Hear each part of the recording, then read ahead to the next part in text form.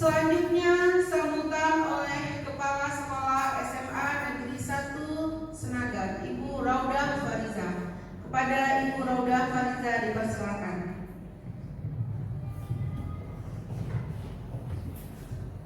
Bismillahirrahmanirrahim.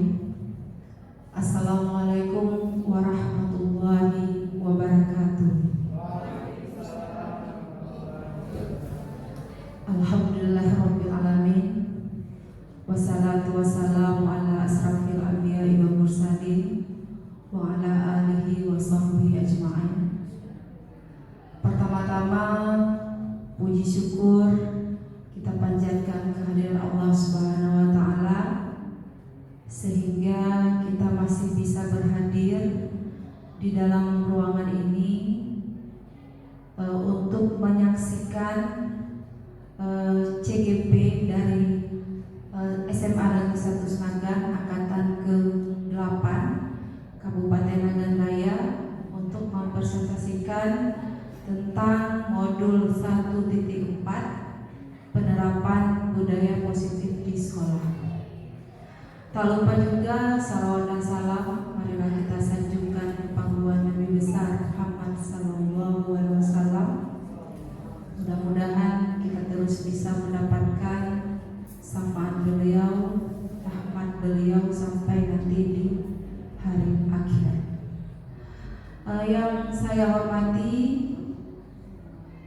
Bapak, Ibu, Wakil Kepala Sekolah yang sudah berhadir, yang kami hormati Bapak Ibu Dewan Guru yang sudah hadir pada kesempatan yang berbahagia ini. Hal yang pertama saya ingin ungkapkan terima kasih kepada calon guru penggerak SMA Negeri 1 Senagan Angkatan ke-8 Kabupaten Nagan Raya yang sudah melaksanakan kegiatan sosialisasi ini dengan apik sekali, dengan rapi sekali, sehingga bisa dengan kegiatan ini bisa memunculkan motivasi kepada guru-guru yang lain untuk bagaimana caranya kita bisa menerapkan budaya-budaya positif di sekolah SMA Negeri 1 Senagan ini. Seperti yang kita ketahui bersama bahwa di sekolah kita, di SMA kita ini merupakan sudah sekolah yang sudah tahun kedua menerapkan implementasi kurikulum merdeka. Nah, jadi yang CGP yang sudah berhadir pada kesempatan ini merupakan aset bagi sekolah dalam terrealisasinya program implementasi kurikulum merdeka di SMA Negeri 1 Senagan. Nah, di sini nanti CGP ini akan mempresentasikan bagaimana cara kita menerapkan budaya positif di sekolah. Dengan kegiatan ini bisa memunculkan motivasi kepada guru-guru yang lain untuk bagaimana caranya kita bisa menerapkan budaya-budaya positif di sekolah SMA Negeri 1 Senagan ini. Seperti yang kita ketahui bersama bahwa di sekolah kita, di SMA kita ini merupakan sudah sekolah yang sudah tahun kedua menerapkan implementasi kurikulum merdeka. Nah, jadi yang CGP yang sudah berhadir pada kesempatan ini merupakan aset bagi sekolah dalam terrealisasinya program implementasi kurikulum merdeka di SMA Negeri 1 Senagan.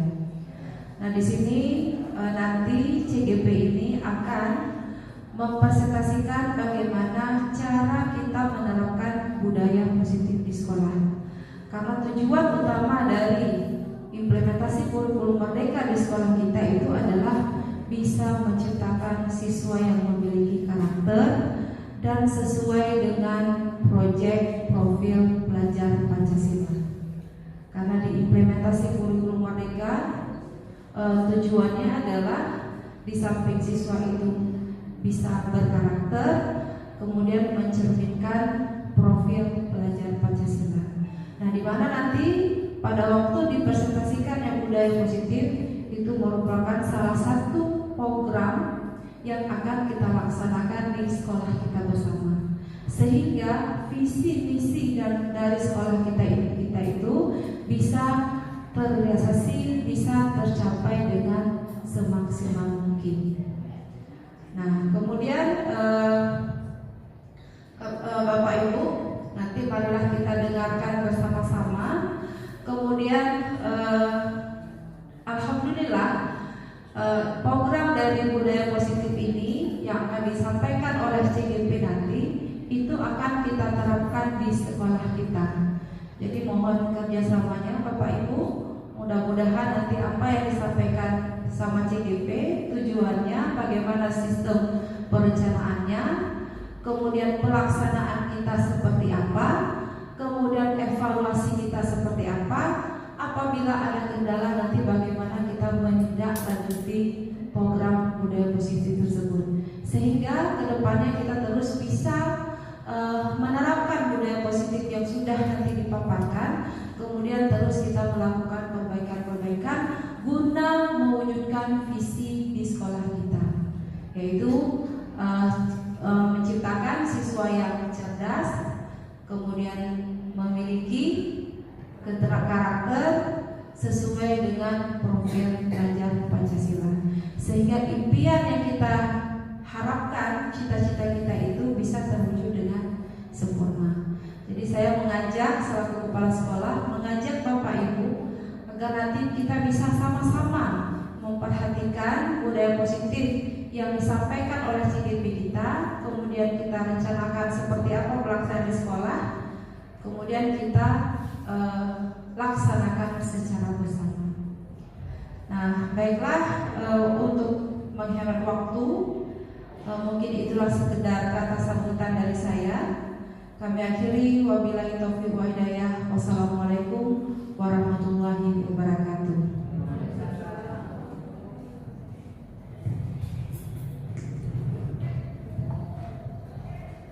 Selanjutnya pembacaan doa yang akan dibacakan oleh M. Yusuf.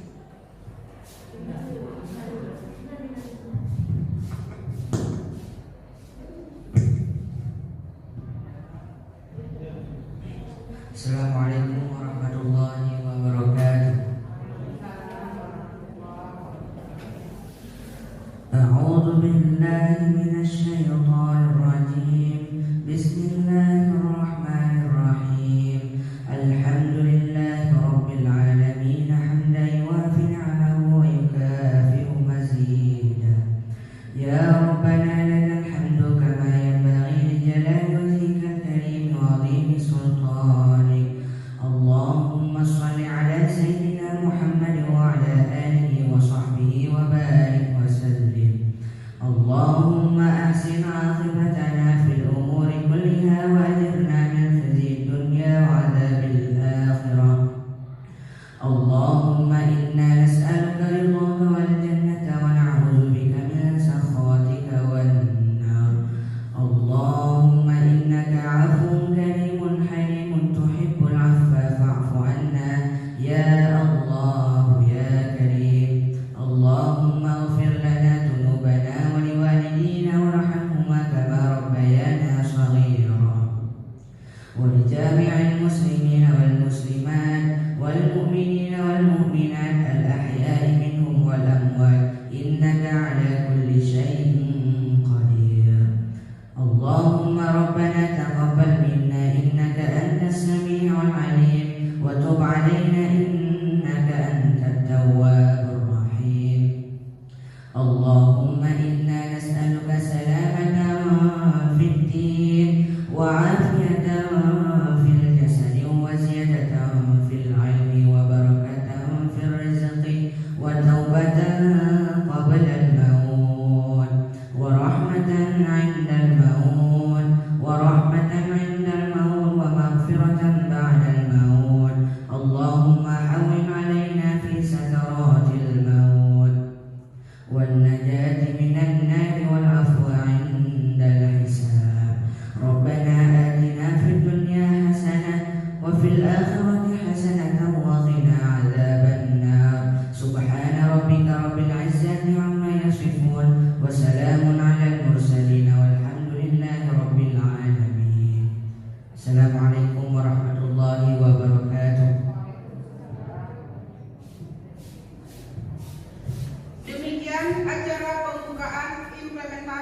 budaya positif di SMA Negeri 1 Senagan. Selanjutnya saya serahkan kepada para calon guru penggerak angkatan 8. Saya selaku MC undur diri. Wassalamualaikum warahmatullahi wabarakatuh.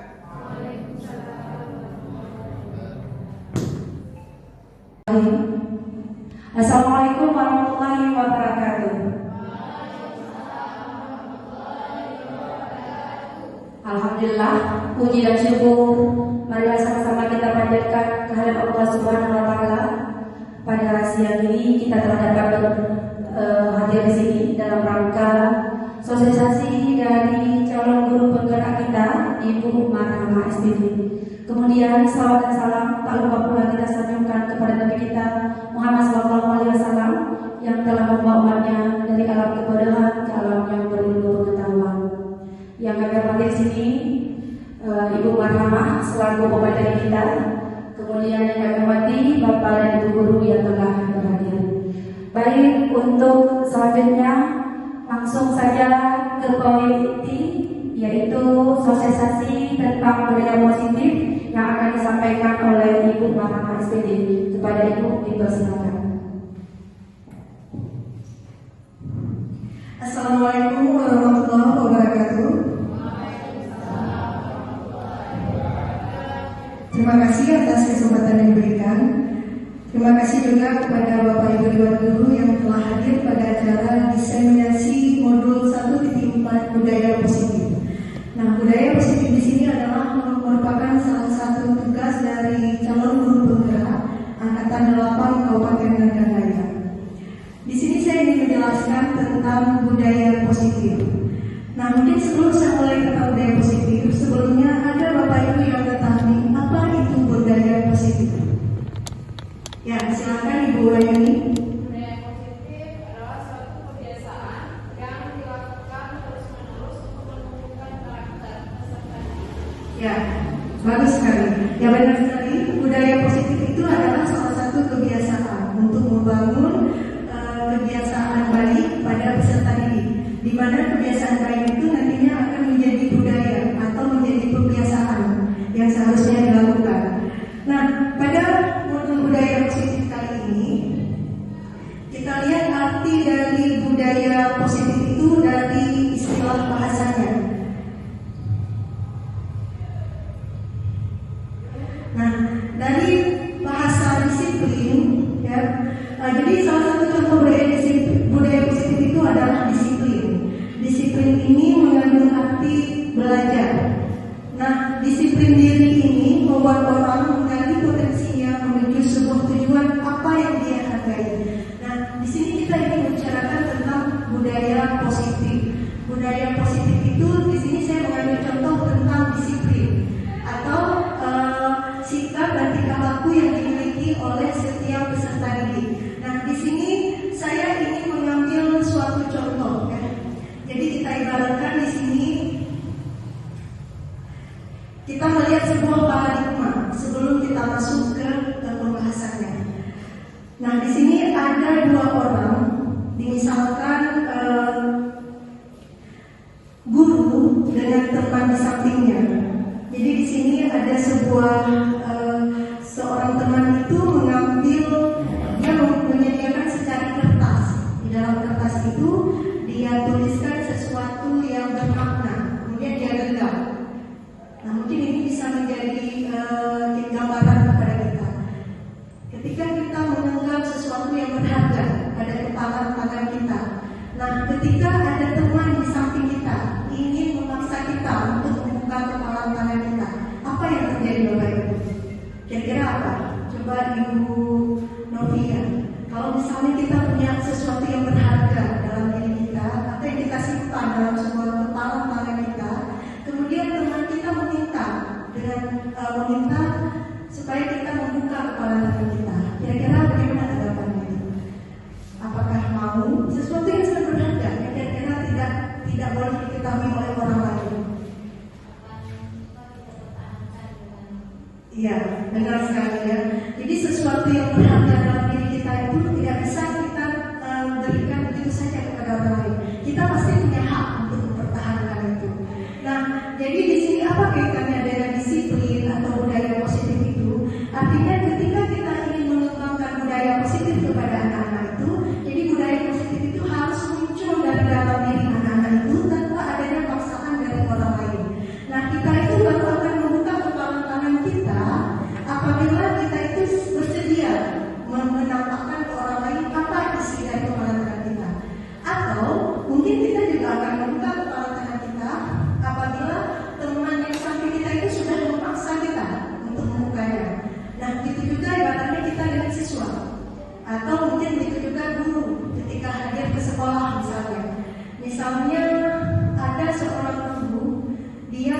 terlambat hadir ke sekolah.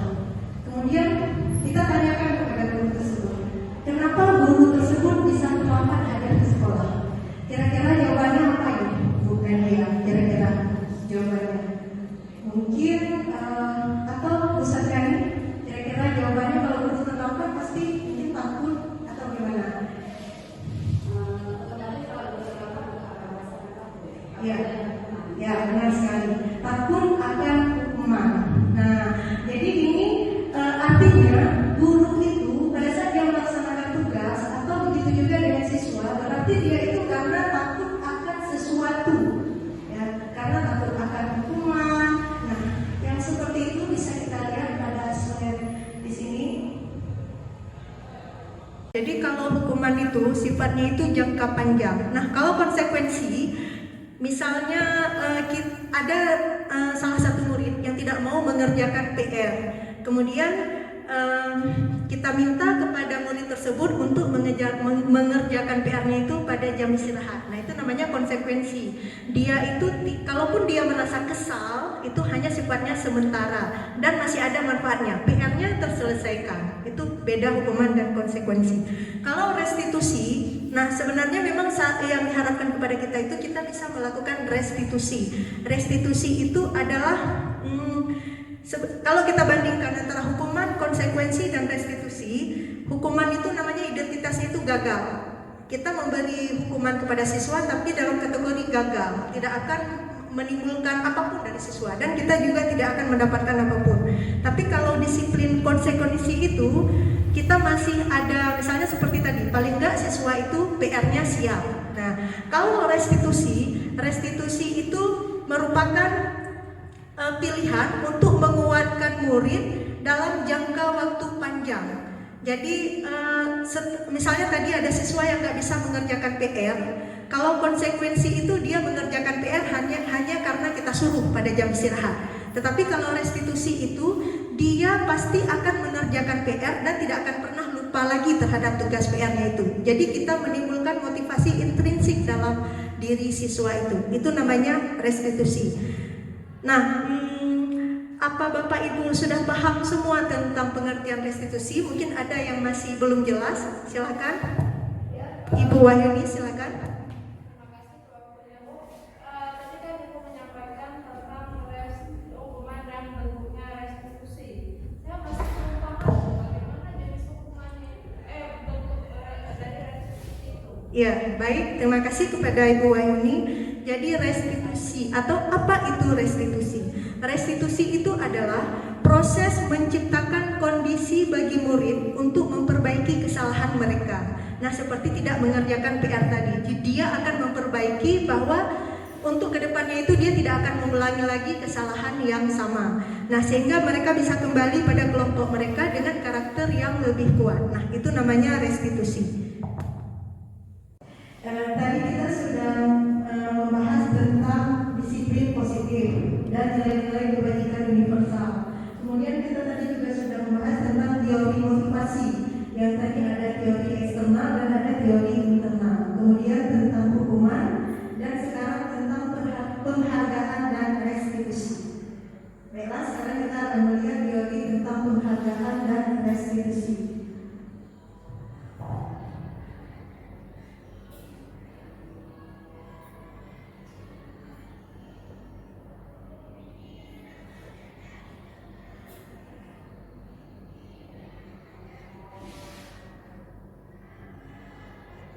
Kemudian sedikit kita ulang lagi di sini di hukuman dan penghargaan. Jadi di sini ada beberapa perbedaan antara hukuman dan konsekuensi. Hukuman itu adalah sesuatu yang menyakitkan harus terjadi, sementara konsekuensi sesuatu yang harus terjadi. Kemudian kalau hukuman itu membuat sakit dan waktunya itu pada jangka waktu yang lama, jadi seperti trauma akan diingat selalu. Kalau konsekuensi itu membuat anak tidak nyaman dan waktunya itu hanya sebentar atau dalam jangka waktu pendek. Kemudian kalau pada hukuman itu anak membenci kedisiplinan, kalau pada konsekuensi anak menghargai disiplin. Dan kemudian ada lagi kalau hukuman itu konsep diri yang buruk, kalau konsekuensi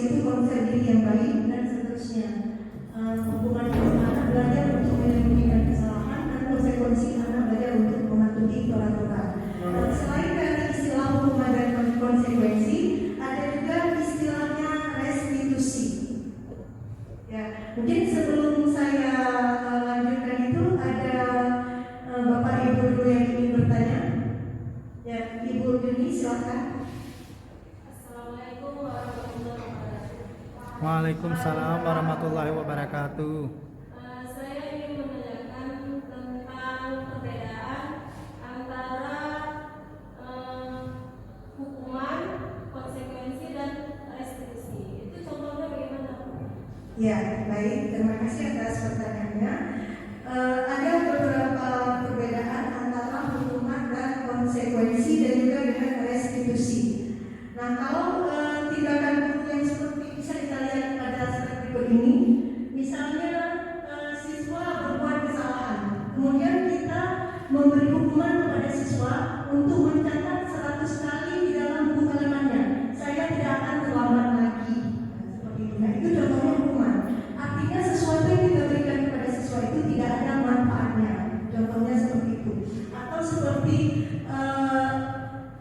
misalnya seorang siswa berbuat kesalahan, kemudian kita suruh siswa lari mengelilingi lapangan basket sebanyak 2 kali karena terlambat 10 menit.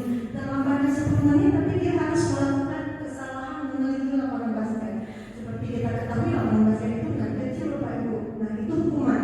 Hukuman itu dia sifatnya itu membekas dalam hati anak didik kita dan tidak ada manfaat sama sekali yang kita bisa peroleh. Nah, itu namanya hukuman.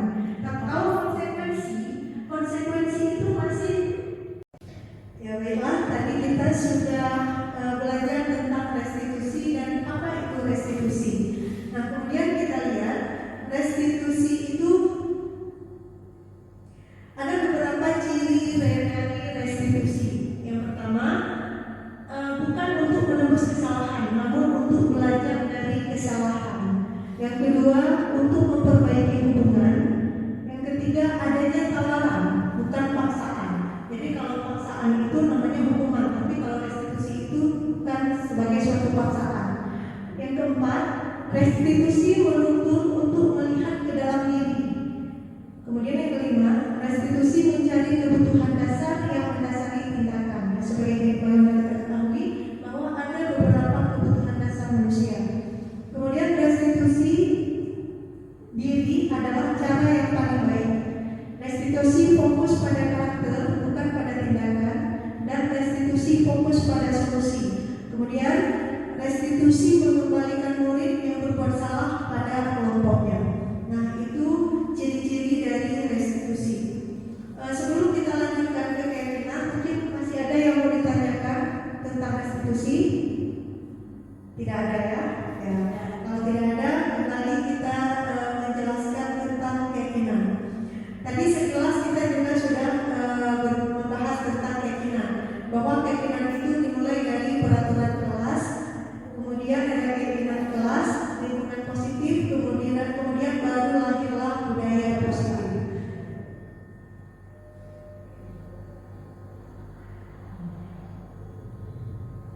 Nah, kegiatan pendalaman keyakinan kelas pada tabel T dan Y.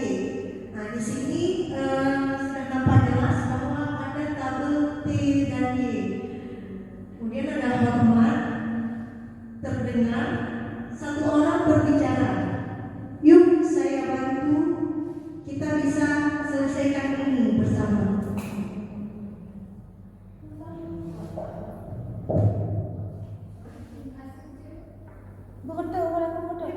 Ya, setelah kita belajar tentang teori motivasi, yang ketiga pelajaran kita adalah tentang keyakinan kelas. Nah, mungkin Bapak Ibu pernah mendengar tentang keyakinan kelas dan mengapa harus keyakinan kelas. Mungkin sebelumnya yang kita tahu itu peraturan ya, peraturan atau kesepakatan kelas. Nah, kalau sekarang namanya keyakinan kelas. Nah, jadi kenapa lahir keyakinan kelas? Karena tujuan dari modul kita itu adalah tentang budaya positif. Dari budaya positif itu terbentuk lingkungan positif. Dari lingkungan positif itu lahir dari keyakinan kelas, dan keyakinan kelas itu lahir dari peraturan kelas.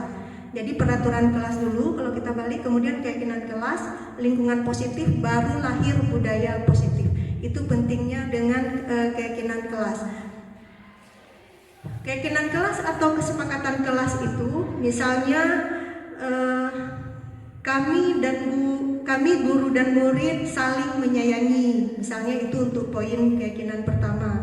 Kemudian kami murid yang semangat belajar, kami murid yang peduli dengan teman-teman. Nah, itu contoh dari keyakinan. Nah, sebelum kita lanjutkan ke pembahasan berikutnya, mungkin Bapak Ibu ada yang ingin bertanya tentang keyakinan kelas, silakan. Ya, Ibu Juni. Keyakinan kelas, bagus sekali pertanyaannya. Kita beri aplaus dulu untuk Ibu Yuni yang sedang bertanya atau memberi tanggapan tentang keyakinan kelas ya. Ya, jadi keyakinan kelas itu adalah kesepakatan kelas. Kesepakatan itu telah disepakati antara guru dan siswa. Atau kalau dulu kita sering mendengar dengan istilah peraturan kelas. Ya. Nah, untuk sekarang setiap guru sebelum dia memulai pelajaran, dia harus menentukan dulu keyakinan kelas berdasarkan antara kesepakatan dia dengan siswa, supaya apabila terjadi kesalahan dari siswa itu nanti mereka sudah tahu konsekuensinya. Ya, misalnya kalau kita mulai pembelajaran ini untuk jam ibu, kita keyakinan kelasnya apa? Misalnya tidak boleh minta izin ke kamar mandi selama 1 jam ke depan misalnya. Nah, ketika nanti siswa melakukan hal seperti itu, berarti mereka sudah tahu keyakinan kelasnya. Jadi mereka tidak akan lagi melanggar peraturan yang seperti itu. Nah, itu untuk keyakinan kelas. Kemudian mungkin ada lagi yang mau ditanyakan tentang keyakinan kelas? Ya, Bu Novilia, silakan. Menurut Ibu, kenapa keyakinan kelas itu perlu dibuat? Ya, terima kasih. Kita beri tepuk tangan juga untuk Ibu Nobilia ya atas tanggapannya. Jadi kenapa keyakinan kelas itu perlu dibuat? Mungkin seperti yang sudah saya jelaskan tadi, bahwa ada perjanjian atau kesepakatan antara guru dengan siswa, ya. Dan dari keyakinan kelas itu nantinya akan menjadi keyakinan sekolah, atau yang sering mungkin di sekolah kita sekarang tata tertib sekolah. Jadi tata tertib sekolah ini, kalau sebelumnya kan kita membuat antara kesepakatan guru dengan guru. Nah, sekarang kita membuat tata tertib sekolah itu berdasarkan kesepakatan dengan antara guru dengan siswa. Jadi siswa tahu apa itu kesepakatan atau tata tertib sekolah. Itulah dimulai dari keyakinan sekolah. Makanya keyakinan kelas itu perlu kita buat. Nah, baiklah, kita tadi sudah belajar tentang keyakinan kelas. Nah, keyakinan kelas itu saya ulangi lagi adalah kesepakatan yang dibuat antara guru dengan siswa. Jadi sebelum lahir keyakinan kelas ada yang namanya peraturan kelas. Nah, di sini ada beberapa contoh peraturan kelas. Yang pertama, selalu kembalikan buku ke tempatnya. Nah, itu contoh keyakinan kelasnya dalam bentuk tanggung jawab dan tata tertib. Kemudian yang kedua, dilarang mengganggu orang lain. Peraturannya dilarang mengganggu orang lain, maka keyakinan kelasnya menghormati dan menyayangi. Kemudian peraturan kelasnya hadir di sekolah 15 menit sebelum pembelajaran dimulai. Keyakinan kelasnya berupa menghormati dan berkomitmen. Jadi kalau hadir ke sekolah itu dengan adanya rasa komitmen, maka siswa itu nanti tidak akan datang terlambat ke sekolah. Kemudian dilarang melakukan tindak kekerasan. Keyakinan kelasnya bentuk keselamatan, menghargai dan menyayangi. Kemudian selanjutnya dilarang menggunakan narkoba. Bentuk keyakinan kelasnya kesehatan dan keselamatan. Kemudian bergantian atau menunggu giliran. Keyakinan kelasnya menghormati, sabar, menghargai. Peraturannya gunakan masker. Untuk keyakinan kelasnya kesehatan dan keselamatan.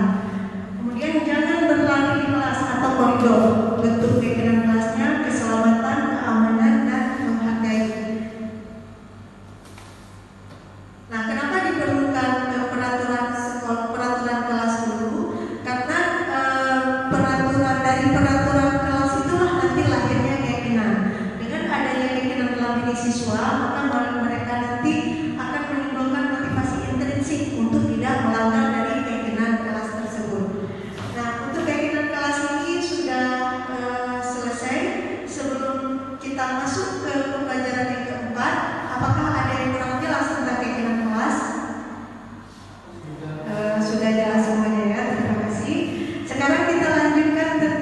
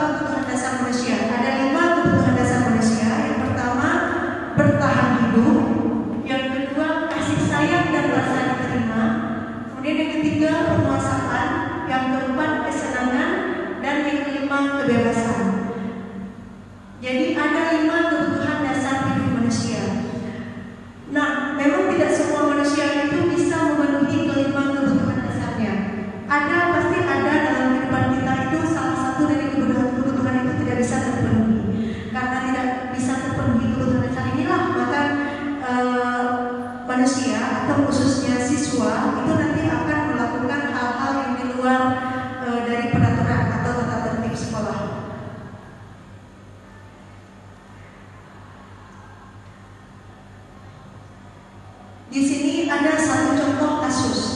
Ya, kita berikan contoh kasusnya. Pak Zulfikar adalah kepala sekolah yang baru ditugaskan di SMP Bina Generasi Muda.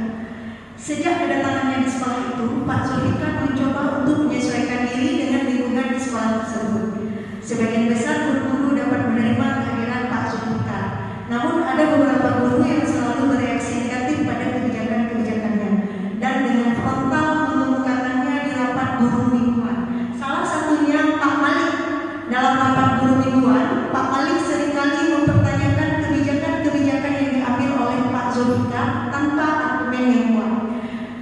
Rekan-rekannya sesama guru heran dengan perilaku Pak Malik, karena sebelumnya dia dikenal sebagai seorang guru yang selalu mengikuti kebijakan kepala sekolah, bahkan selama ini cenderung diam di hadapan guru. Pak Hanafi, sahabat Pak Malik, mencoba mendekatinya dan menanyakan apa yang menyebabkan ia bertindak seperti itu. Ada beberapa kemungkinan jawaban yang diberikan Pak Malik. Identifikasi kebutuhan yang ingin dipenuhi oleh Pak Malik jika responnya seperti di kolom sebelah kiri. Bila Anda berada dalam posisi Pak Zulfikar dan mendengarkan informasi dari Pak Hanafi tentang alasan Pak Malik melakukan hal itu, apa yang akan Anda lakukan pada Pak Zulfikar agar kebutuhannya terpenuhi? Nah, di sini sudah ada ini jawabannya. Jawaban Pak Malik, iseng saja sih aku sebenarnya aku senang lihat website baru itu kebingungan kalau aku tanya-tanya di rapat. Nah, itu kan jawaban Pak Malik ketika ditanya mengenai kenapa dia selalu berkomentar negatif terhadap kehadiran Pak Zulfikar.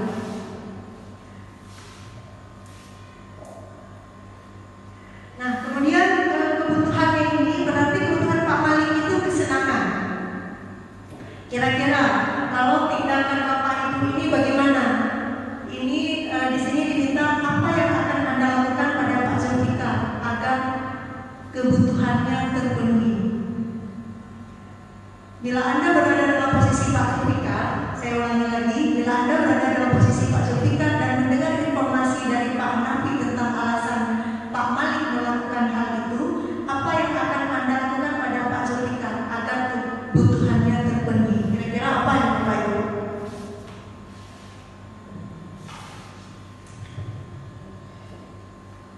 Tindakan Anda agar kebutuhannya itu terpenuhi.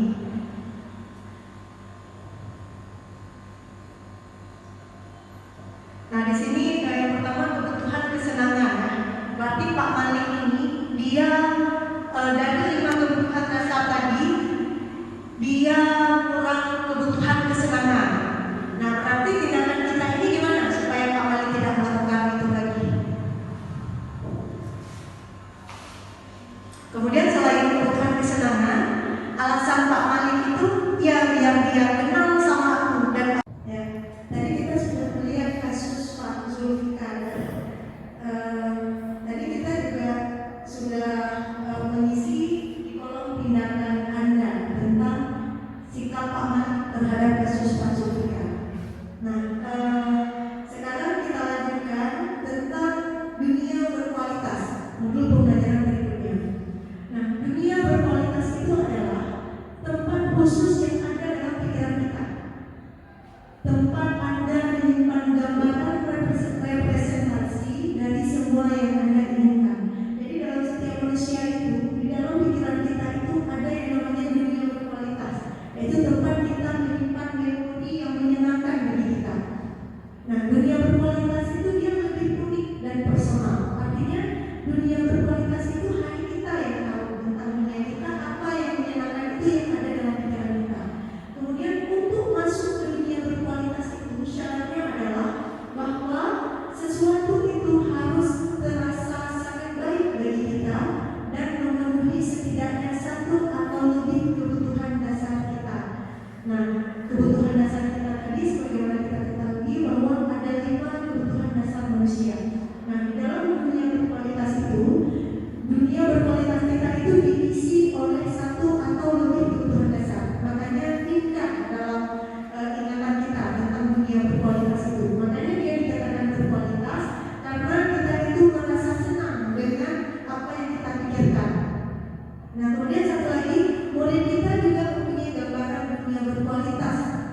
dunia berkualitas mereka. Mereka punya dunianya sendiri. Nah, saya yakin Bapak Ibu guru yang ada di sini juga punya dunia berkualitasnya masing-masing. Itu kalau kita lihat mulai dari masa sekolah kita, masa pada saat kita mungkin SMA, masa kuliah, ketika kita bekerja, dan sampai mungkin sudah berumah tangga, bagi Bapak Ibu yang sudah berumah tangga. Kita pasti punya dunia berkualitas kita masing-masing yang mungkin hanya kita sendiri yang tahu tentang dunia itu. Nah, dunia itu juga seperti tadi berisi lebih dari satu kebutuhan dasar kita. Pasti di situ ada kesenangan, ada kebebasan. Mungkin Bapak Ibu masih ingat ketika pertama kali kita itu merasa senang. Ya mungkin kita bisa jadi mungkin pada hari ulang tahun yang ke-17 kita merasa sangat senang karena pada hari itu kita mungkin diberi kebebasan oleh orang tua kita. Nah itu kejadian itu akan kita simpan dalam memori ingatan kita. Nah itu adalah salah satu dunia berkualitas. Nah mungkin contoh yang lain kita juga mungkin punya kenangan dengan orang tua kita, dengan ibu kita, di mana pada saat itu ibu kita mencurahkan semua kasih sayangnya kepada kita. Nah itu nanti suatu saat itu akan menjadi memori yang terindah dalam diri kita, menjadi dunia berkualitas dalam ingatan kita. Nah itu tentang dunia berkualitas. Bagaimana Bapak Ibu, apa bisa dipahami? Bisa, terima kasih. Nah kemudian kita lihat tentang pembelajaran yang kelima, yaitu posisi kontrol. Ada 5 posisi kontrol di sini. Yang pertama sekali adalah posisi kontrol. Yang pertama penghubung. Jadi di sini ada tabel. Kita bisa melihat, kita lihat tabel ini dulu, bentuk tabelnya. Nah di sini yang pertama ada identitas gagal, kontrol dari luar. Kemudian ada identitas berhasil atau sukses, kontrol dari luar. Dan ada identitas berhasil atau sukses, itu kontrol diri. Kemudian di sini ada menghindari hukuman, itu ada penghukum, membuat orang merasa bersalah.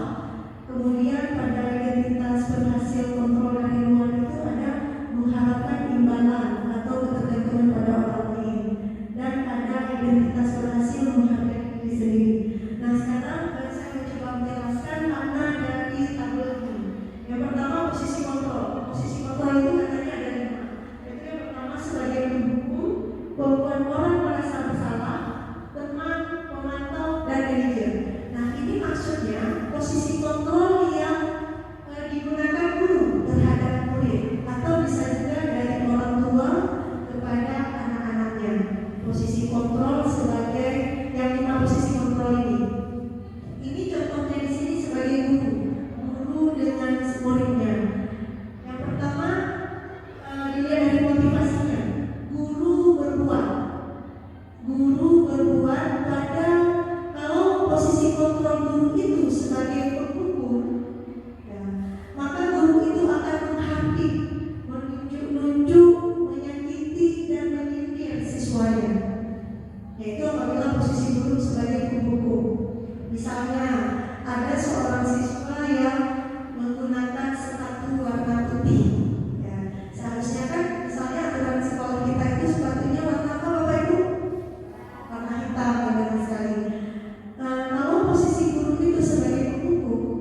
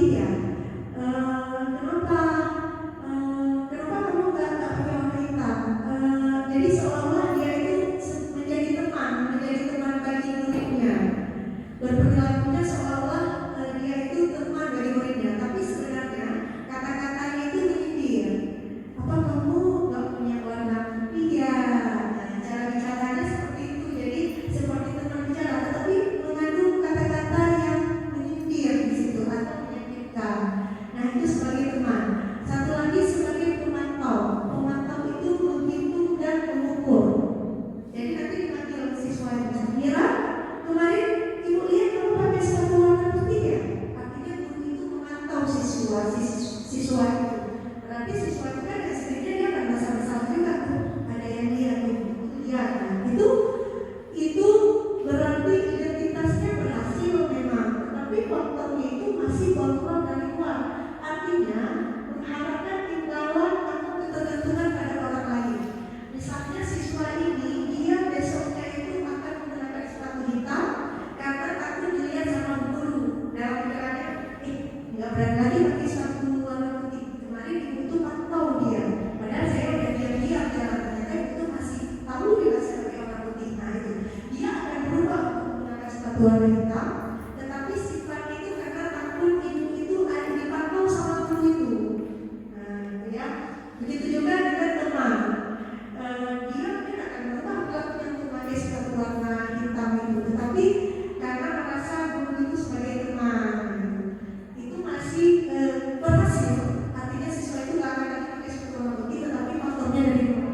Nah yang diharapkan di sini adalah posisi guru sebagai manajer. Posisi guru sebagai manajer itu menyebabkan identitas berhasil kepada siswa dan menimbulkan kontrol diri atau motivasi intrinsik ya dalam diri siswa. Nah, guru berbuat, artinya di sini nanti guru akan mengajukan pertanyaan-pertanyaan, ya. Nah, di bawahnya udah ada pertanyaan-pertanyaannya benarnya. Nah, di sini kita lihat lagi yang di bawah itu, kalau posisi guru sebagai pembuku, nah guru akan berkata mengenai sepatu lagi, misalnya kita lihat ya, kalau kamu tidak melakukannya, awas ya, rasakan. Itu menghukum masalah sepatu lagi misalnya diberi hukuman. Kemudian kalau contoh di situ bukan orang merasa bersalah, kamu seharusnya kamu sudah tahu ibu lelah sekali melakukan ini, ibu stres. Berarti kan siswa itu merasa bersalah, gara-gara saya pakai sepatu putih ibu ini udah stres gitu ya, dia merasa bersalah. Kemudian untuk sebagai teman, ayo lakukan demi ibu. Masa kamu tidak mau ingat? Masa kamu tidak mau ingat tidak ibu pernah bantu gitu. Jadi sebagai teman seolah kita nanti siswa itu dia akan pakai sepatu hitam, tapi karena ibu itu yang minta sebagai teman, permintaan teman lah gitu kira-kira. Kemudian sebagai pemantau seperti tadi ibu jelaskan, ada guru yang pantau, dan sebagai manajer, nah sikap guru sebagai manajer, pertanyaan-pertanyaan tadi seperti itu. Apa yang kita yakini? Apa yang bisa memperbaiki untuk memperbaiki masalah ini? Nah, apabila kita nyobain siswa memakai sepatu warna putih yang harusnya dia pakai sepatu warna hitam, maka pada posisi guru sebagai manajer itu guru akan berkata, kenapa kamu pakai sepatu warna putih? Keyakinan sekolah kita itu bagaimana? Nah, nanti si siswa menjawab, keyakinan sekolah kita itu seharusnya kita memakai sepatu warna hitam. Nah, sekarang untuk memperbaiki itu apa yang harus kamu lakukan? Misalnya siswa itu sepatunya sudah rusak, dan dia pakai sepatu warna putih atau sepatunya basah. Kemudian nanti oleh siswa itu akan menjawab, baik Bu, nanti saya kalau sepatunya basah nanti saya akan mencuci sepatu lebih cepat lagi supaya sepatu saya kering tidak basah seperti hari ini. Nah, artinya siswa itu dia menemukan sendiri solusinya agar dia tidak menggunakan lagi sepatu warna putih. Nah, seperti itu. Jadi di sini hasilnya, kalau posisi guru itu sebagai penghukum, maka hasilnya itu memberontak menyalahkan orang lain dan berbohong. Kalau posisi guru itu sebagai penghukum, misalnya pada siswa memakai sepatu warna putih tadi, maka dalam diri siswa itu muncul sifat ingin memberontak dengan kata-kata guru tadi, misalnya awas ya. Nah, jadi siswa itu dia ingin memberontak dan dia juga kadang-kadang ingin menyalahkan orang lain. Menyalahkan orang lain misalnya dia menyalahkan kakaknya, ini Bu, kakak saya kemarin memakai sepatu hitam saya, nah misalnya. Atau dia nanti akan berbohong, ini Bu, sepatu hitam saya rusak, nah, sepatu hitam dia ada. Nah itu gara-gara sikap guru itu sebagai penghukum. Jadi dengan sikap guru sebagai penghukum itu siswa akan mencari berbagai alasan untuk memberontak, menyalahkan orang lain atau berbohong. Nah itu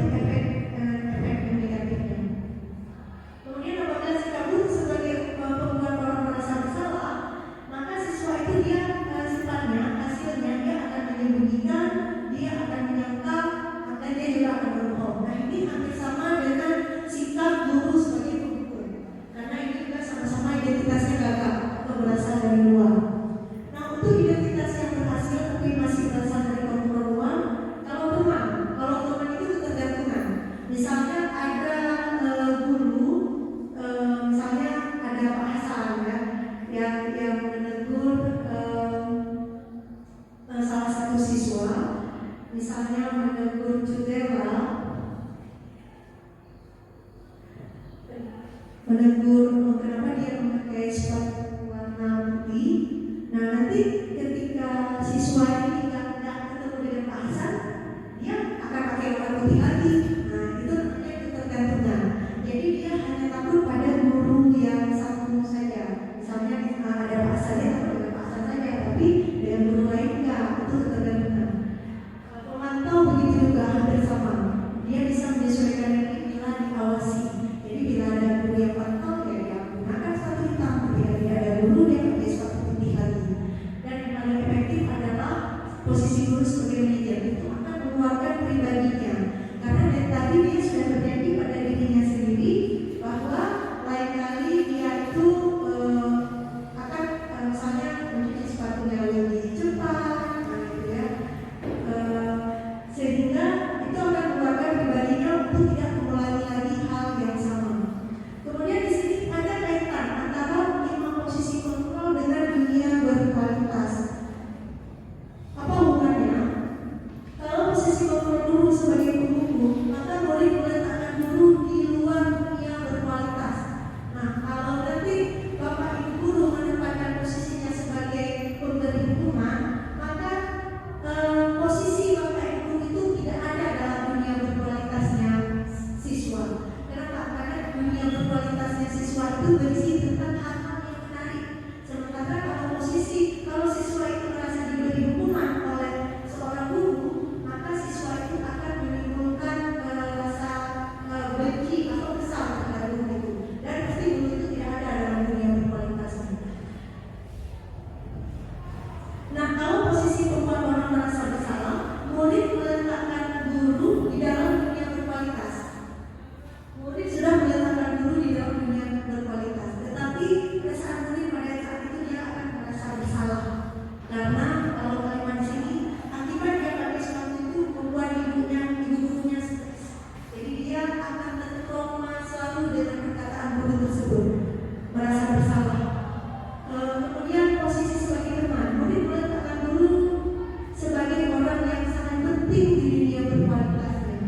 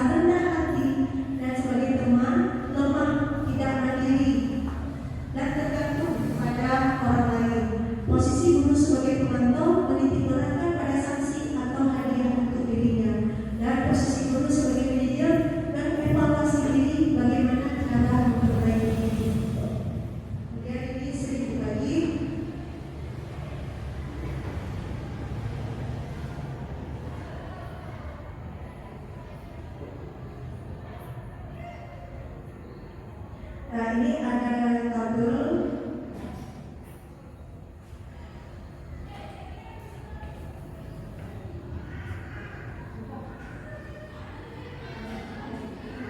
Ya, apa ada pertanyaan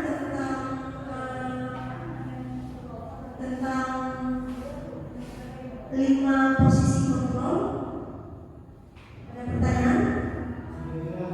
Sudah jelas ya? Ya baik. Sekarang kita lanjutkan ke pembelajaran yang ke-6, yaitu pembelajaran yang terakhir, yaitu tentang segitiga restitusi. Nah, segitiga restitusi. Segitiga restitusi ini, di sini Bapak Ibu bisa lihat ada bentuk segitiga. Segitiga ini yang pertama menstabilkan identitas, kemudian yang kedua validasi kebutuhan, dan yang ketiga menanyakan keyakinan. Jadi pada posisi guru itu sebagai manajer, guru harus menerapkan segitiga restitusi. Misalnya pada kasus tadi ada seorang siswa yang menggunakan sepatu warna putih. Nah, itu kan posisi guru sebagai manajer. Itu dinamakan kasus siswa menggunakan sepatu warna putih. Nah, ketika seorang guru itu harus menyelesaikan kasus itu, maka guru itu harus menyelesaikan kasus itu dengan menerapkan segitiga restitusi. Jadi tak langsung itu diselesaikan, harus melalui proses segitiga restitusi. Jadi mungkin selama ini Bapak Ibu guru, bahkan mungkin saya sendiri belum menerapkan ketiga unsur dari segitiga restitusi. Mungkin selama ini kita hanya menggunakan 2 atau 1 saja. Tapi sebenarnya ada 3 yang kita tanyakan. Yang pertama, menstabilkan identitas. Nah, pada saat kita menstabilkan identitas, pada posisi guru sebagai manajer itu, guru harus mengatakan setiap orang pasti pernah melakukan kesalahan. Artinya guru itu memaklumi kesalahan siswa pada saat dia melakukan kesalahan. Kemudian yang kedua, kamu bukan satu-satunya yang pernah melakukan ini. Nah, mungkin bisa ditambah lagi, ibu juga pernah melakukan hal yang salah, karena sebagai manusia kita tidak ada yang sempurna. Nah, kemudian nanti siswa akan menjawab. Kemudian setelah kasus menstabilkan identitas, pada kasus validasi kebutuhan, adakah cara yang lebih efektif untuk mendapatkan apa yang kamu butuhkan? Nah, itu bisa ditanyakan kepada siswa. Kemudian kamu tentu punya alasan kenapa melakukan itu. Misalnya seperti pakai sepatu warna putih tadi, kenapa dia pakai itu, pasti dia punya alasan. Jadi kita tanya satu persatu pertanyaan, nggak langsung diselesaikan. Kemudian kita selesai kasus validasi kebutuhan, menanyakan keyakinan. Nilai-nilai apa yang telah kita sepakati? Nah, misalnya jawabannya tadi, ya di sekolah kita punya aturan pakai sepatu warna hitam. Kamu ingin jadi orang yang seperti apa? Saya ingin jadi orang yang bertanggung jawab, terhadap peraturan, pasti itu jawaban siswanya. Jadi posisi guru sebagai manajer itu nggak langsung menanyakan kepada siswa mengapa kamu pakai ini, mengapa itu enggak. Jadi ada 3 proses, namanya segitiga restitusi. Ya, di sini ada lebih jelas lagi. Jadi menstabilkan identitas itu apa maknanya? Untuk membuat anak yang merasa gagal karena berbuat salah menjadi positif terhadap dirinya. Jadi guru itu tidak harus langsung menyalahkan anak ketika dia berbuat kesalahan. Jadi guru itu berkata, tadi sudah saya jelaskan, di sini bisa kita tambahkan lagi, berbuat salah itu hal yang manusiawi, tidak ada manusia yang sempurna. Bapak Ibu juga pernah berbuat salah.